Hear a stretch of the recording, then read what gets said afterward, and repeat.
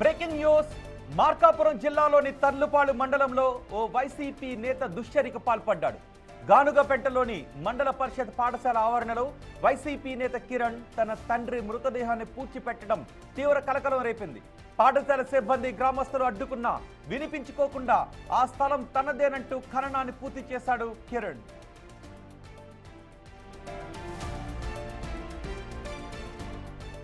చిన్నారులు చదువుకునే బడిలో మృతదేహాన్ని పూడ్చడంపై విద్యార్థుల తల్లిదండ్రులు భయాందోళన వ్యక్తం చేస్తున్నారు. ఖననాన్ని ఆపాల్సిన అధికారులు పాఠశాలకు సమాధికి మధ్య గోడ కట్టుకోవాలని ఉచిత సలహా ఇచ్చారు. తక్షణమే ఆ సమాధిని అక్కడి నుంచి తొలగించి గ్రామ శివారులోకి మార్చాలని గ్రామస్తులు డిమాండ్ చేస్తున్నారు.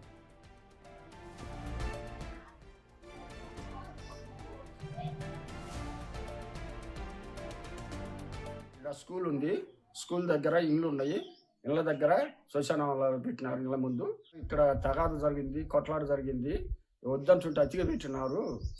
మేమేం చేశాం సార్, మమ్మల్ని కొత్తను వచ్చినారు. మా అందరికి ఇష్టం లేదు సార్. ఇక్కడ ఎవరు కూడా ఈ పక్క అందరికీ పొద్దున్న ఎత్తి రాను పాను రస్తా బడి పిల్లలు స్కూలు ఇండ్లు ఎదురుగా ఉన్నాయి కాబట్టి మాకు చాలా ఇబ్బందిగా జరుగుతుంది సార్. బయటికి రావడానికి కూడా ఇబ్బందిగా ఉన్నది అని మేము అడిగాం సార్. అడిగితే మా చోటు మేము పెడుతున్నాము, మీరే అందరూ తగాదాలకు వచ్చారు సార్.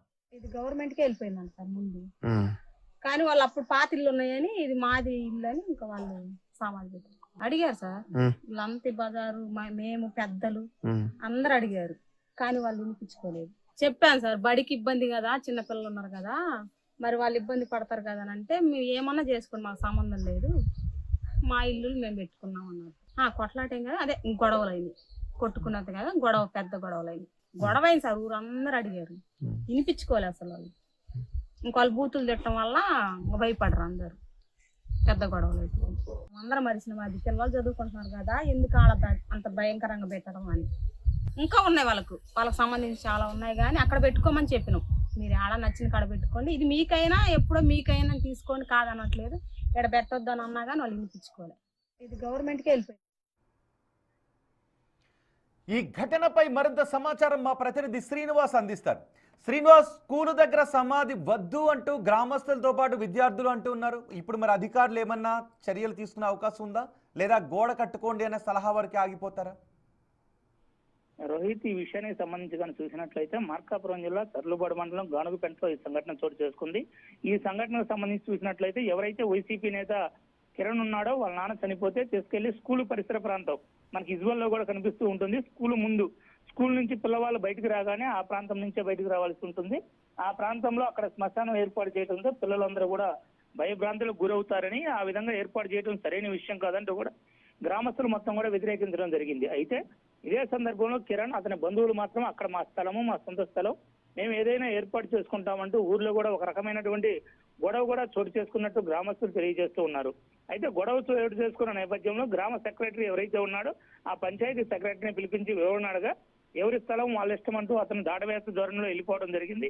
అదే విషయాన్ని ఎంఆర్ఓ దృష్టికి తీసుకువెళ్ళగానే ఎంఆర్ఓ వచ్చి పరిశీలన చేసి మీ సొంత స్థలం అయితే మీ స్థలం చుట్టూ కంచె వేసుకోండి, గోడ కట్టుకోండి అంటూ సలహా ఇచ్చి అతను కూడా వెళ్ళిపోవడం జరిగింది. అయితే దీనిపైన ఇప్పటికైతే ఉన్నతాధికారులకు కొంతవరకు ఫిర్యాదులు అయితే అందినట్లు తెలుస్తుంది. దీనిపైన ఎటువంటి విచారణ చేయాలనే దానిపైన కూడా చర్చలు అయితే నడుస్తూ ఉన్నాయి. అయితే దీనికి సంబంధించి అదే ప్రాంతంలో గతంలో కొన్ని అక్కడ శవాలను కూడా బూడ్చినట్లుగా కూడా స్థానికులు కొంతమంది చెప్తూ ఉన్నారు. ఈ నేపథ్యంలో పాఠశాల అనుకుని చిన్న వైద్యశాల కూడా అక్కడే ఉన్నట్లుగా కూడా మనం విజువల్లో గమనించవచ్చు. ఈ పరిసర ప్రాంతాలు మొత్తం కూడా గ్రామం కూడా అక్కడే ఉంది.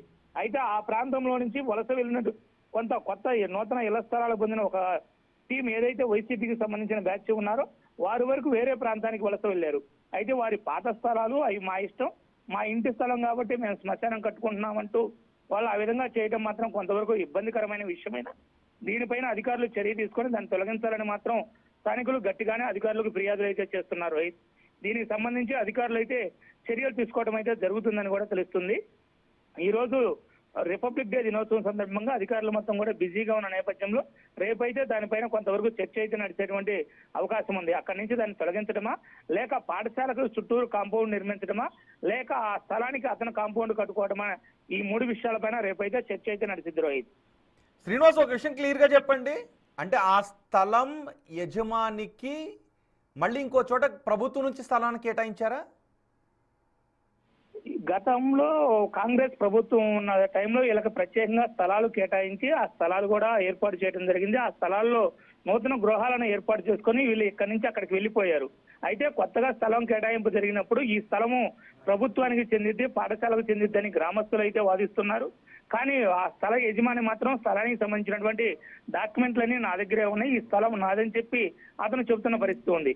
ఈ నేపథ్యంలో దీన్ని తేల్చాల్సినటువంటి రెవెన్యూ అధికారులు చిన్న సలహా ఇచ్చి వెళ్ళిపోవడం అనేది స్థానికంగా కూడా కొంత అలజడి కలిగించే విధంగా ఉంది. అయితే ఈ నేపథ్యంలో దీనిపైన పూర్తి విచారణ అయితే రేపు జరిగే అవకాశం ఉంది రోహిత్. రైట్ శ్రీనివాస్. సో నిజానికి ఘటన విద్యార్థులను భయభ్రాంతులకు గురి చేసే అవకాశం ఉంటుంది. నిత్యం పుస్తకాలు పట్టుకుని పలకా పుస్తకాలు పట్టుకుని చదువుకోవాల్సిన చోట పక్కనే సమాధులు కనబడుతూ ఉంటే వాళ్ళ భయభ్రాంతులకు గురయ్యే అవకాశం ఉంటుంది. కాబట్టి ఈ విషయాన్ని సామరస్యంగా పరిష్కరించాల్సిన అవసరం అధికారులకు ఉంది. చూద్దాం ఏ విధంగా పరిష్కరిస్తారు.